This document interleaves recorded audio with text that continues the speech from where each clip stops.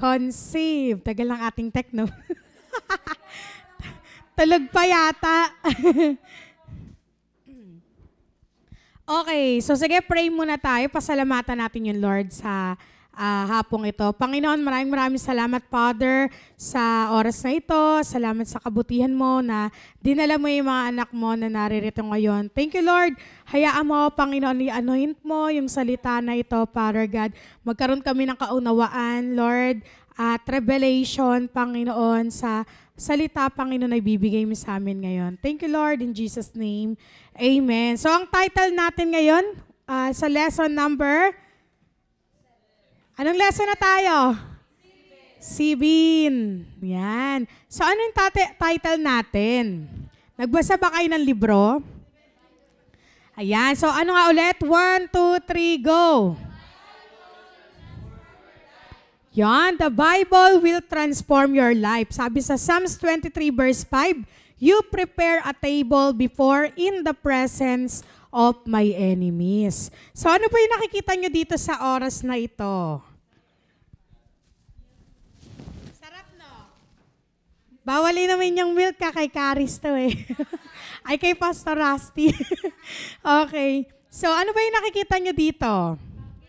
Milk and? Yan. Usually, sa nyo commonly, anong oras nyo siya madalas kinakain? Tuwing umaga. Minsan, pagka ginutom ka ng gabi, kakainin mo rin siya. Diba? Diyan tayo mga Pinay tayo, diba? Okay, so meron ako ditong pinrepare sa inyo na napakasarap na breakfast. Sino rito hindi pa kumakain? O, pwede kayo kumain ng tinapay. Huwag lang gatas kay Pastor to eh. Okay, so meron tayo ditong milk and bread. Yan, so di ba napakasarap ng pagkain na yan? Tama ba? Yun. So, ano ba yung sa baby, sa mga may anak or magkakaanak, no? Ano ba yung kailangan ng isang bata para lumaki siyang, mag-grow siya ng healthy, maayos sa kalusugan, at magkaroon maayos na pangangatawan? Ano ba yung kailangan ng isang bata? Ate Via. Kailangan niya na? Vitamins. Yun, kailangan niya ng vitamins. Bukod sa vitamins, ate? Gatas. Kailangan niya rin ng gatas. Agata. Yan. So tayo, di ba, lumaki tayo ng malusog, kagaya ko, charot. Di ba? So, ang isang bata, actually, lumalaki siya ng malusog at maayos sa pangangatawan sa mga pagkain na tinetake niya. Tama po ba? So, ganun din sa tiyan ng magulang, sabi nila, di ba? Kung ano daw yung kinakain ng magulang, yun din daw yung kinakain ng bata, tama ba? So kapag hindi healthy yung kinakain ng magulang, hindi rin healthy yung magiging makakain ng isang bata. Ayan, so tatandaan natin, sabi nga, kailangan ng isang bata ng right nutrients through his food or her food. No? So ganun din sa atin ng mga bata pa tayo, talagang alaga tayo. No? Kaya lang ng mga panahon namin, wala kaming masyadong pera namin, kaya talagang kami, higpit din sa pagkain. Pero as much as possible, yung pinaprepare sa ating food is healthy. Tama ba? Noong mga bata nga tayo, may mga vitamins pa tayo. Diba? So gaya ng sinabi ng iilan kanina. No? Noong 1985, may nangyaring earthquake sa Mexico. No, ewan ko lang, di natin ito nabalitaan kasi 1985 pa tayo. Ito baka si Ate Net naabutan niya. 1985. So baka ayan. So earthquake sa Mexico. Merong mga rescue team na meron silang mga nakuhang mga baby. No, na parang tinawag nila itong miracle babies. Bakit nila tinawag na miracle baby? Kasi yung mga na-rescue nila to, na imposibleng mabuhay yung baby na yon. Kasi pag baby, di ba, kailangan tuloy-tuloy yung gatas, tuloy-tuloy yung kinakain niya. So tinawag nila tong miracle baby kasi nga, imposibleng mabuhay yung bata ng 7 days na walang kinakain. Tama po ba?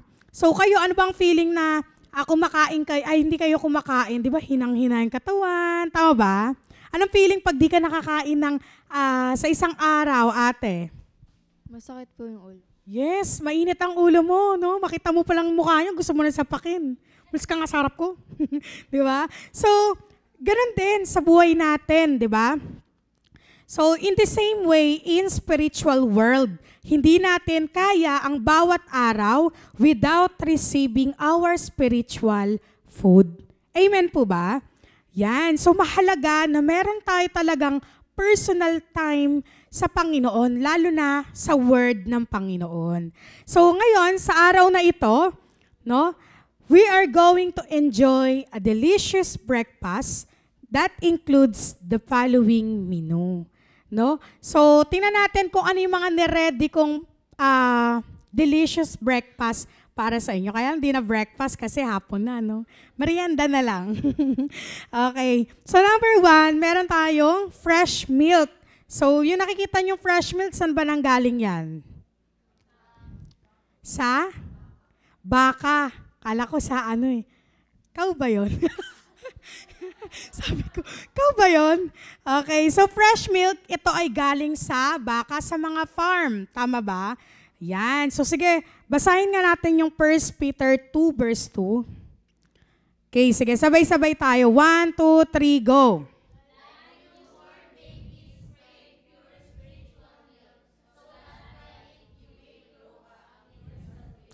Yan. So 1 Peter 2:2, like newborn babies, fresh milk.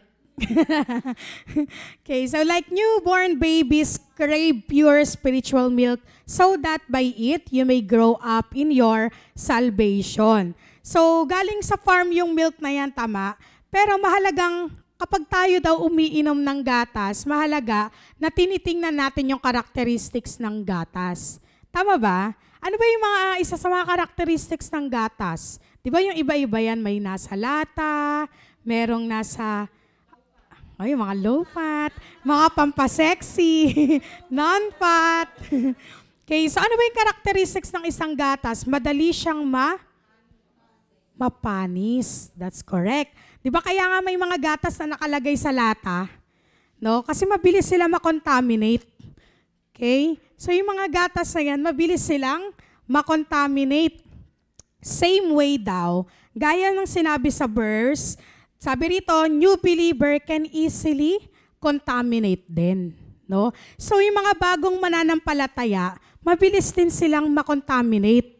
Kaya sabi nga, kung ikaw ay bagong mananampalataya, dapat ikaw ay constantly umiinom. So kailangan mo yung word of God. Kasi nga mabilis kang makontaminate, kaya nga 'di ba, pinakamahirap din na stage as a new believer, no?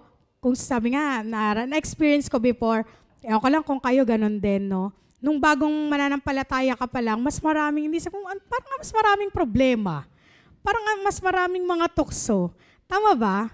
Kasi yung mga new believers pala, sila yung mabilis makontaminate. Yan. So sila yung mga mabilis maanuhan ng mundo.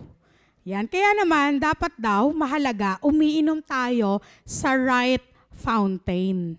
'Di ba? Hindi ibang fountain yung iniinom natin. So which is from the Word of God. So tatandaan natin, the Word of God is the living water. It has the power to cleanse our thoughts, actions, and etc. So di ba yung word ng Panginoon, ano ba yung isa sa mga hindi mo makakalimutan na karanasan mo kapag ikaw ay nag-aaral ng salita ng Diyos sa devotion mo?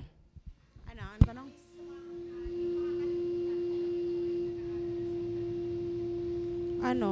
Siguro sa pag ang hindi ko makakalimutan pag nagde-devotion ako is pag may something lang na isang word na pinaalala sa akin. Though hindi ko naaalala yung verse, mismong verse, pero lagi ko yung nare-remind. Ito yung pinaka-top doon. Yan, di ba ibig sabihin, through the Word of God, talagang nalilinis yung kaisipan mo. Ay, mali yan. Ay, dapat Kristiyano ka na, dapat hindi na yan yung ginagawa mo. Tama ba? So, nare-remind tayo ulit sa Word ng Panginoon. Nare-remind tayo sa steps na dapat na nilalakaran natin. So bilang mga bagong Kristiyano, dapat daw patuloy, ito yung mga time na dapat consistent ka talagang na nakikinig sa salita ng Panginoon, inaaral yung salita ng Panginoon. So pangalawa naman, so tatlo lang to, huwag kayong mag-alala. Pangalawa, anong meron ako? Gusto niyo ng bread? Wala nang kakain ito. So delicious bread. Sige, basahin natin yung Matthew 4:4. Yan. So, basahin natin sabay-sabay. 1, 2, 3, go. It is...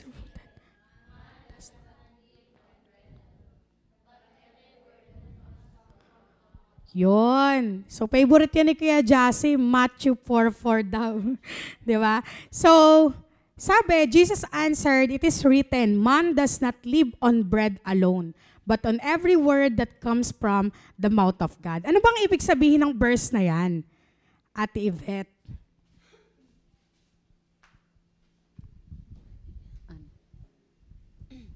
Yung isang tao ay hindi lang makakasurvive kung ang kinakain niya lang ay physical. Kasi meron din tayong spiritual needs. So, kailangan din nating i-feed yan. Yes, tama. Ang tao daw hindi lang makakasurvive ng food lang, di ba? Yung mga physical food, kundi we can also survive sa word ng Panginoon. Di ba nga yung mga nagpa-fasting, tama ba? So sabi nila yung mga nagpa-fasting, si pastor nga nag-fasting ng 21 days, di naman siya namatay.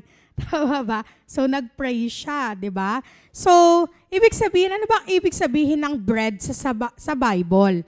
So the bread represents the main form in which we receive strength. 'Di ba? Kumbaga pag kumain ka ng tinapay, you receive strength. Parang sa word ng Panginoon, 'di ba? Every time na nare-receive mo yung word ng Panginoon sa buhay mo, parang muli niyang nire-renew yung strength sa iyo. Sino rito nakakaranas na nun? 'Di ba? Yung parang dahil pagod ka, pero once na nabasa mo yung salita ng Panginoon, parang nawawala yung pagod mo, muli kang ginaganahan. Tama ba? So, ano ba yung natutulong ng Word of God sa'yo para mag-grow ka and mag-mature spiritually? Ano ba yung natutulong ng Word ng Panginoon sa'yo para mas mag-grow ka, and mag-mature ka spiritually? Ate Dang.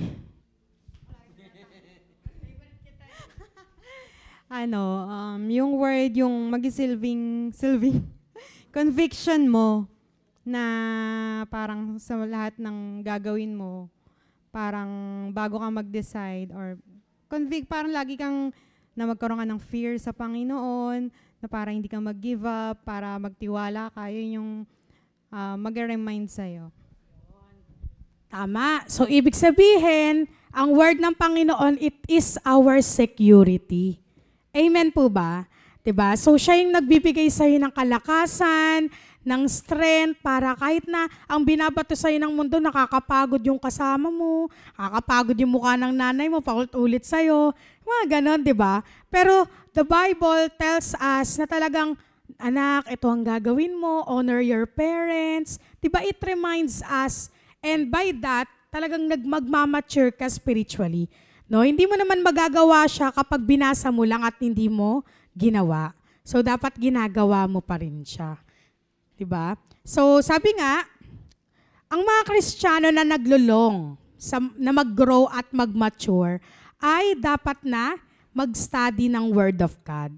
Kapag ikaw bilang isang Kristiyano, gusto ko talagang mag-grow, gusto ko maging kagaya ni pastor, gusto ko maging pastora, kung naglulong ka bilang ganon, or hindi lang yon, kung gusto mo mag-grow, talagang kailangan mo aralin yung salita ng Panginoon.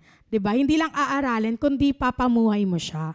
Okay? Sabi nga, not just one verse, no? Dapat hindi lang isang verse, no? Dapat ikaw din ay nag-aaral at nagbabasa ng Biblia. No? Kaya nga meron tayong tinatawag na BRC. Ano ba yung BRC?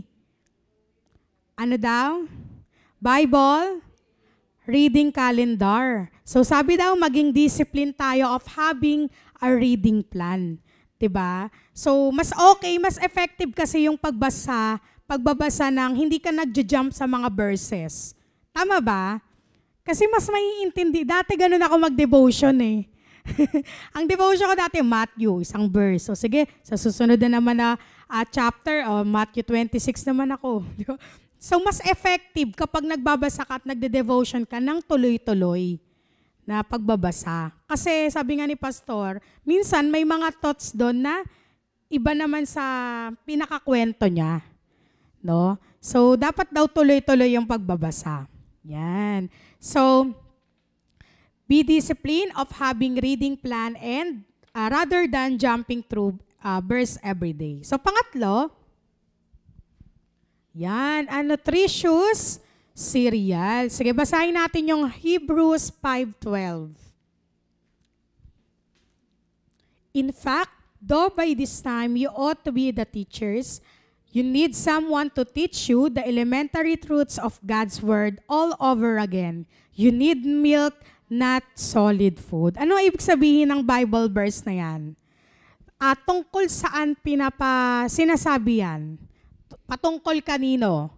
Sa mga new believers ba? Tungkol kanino?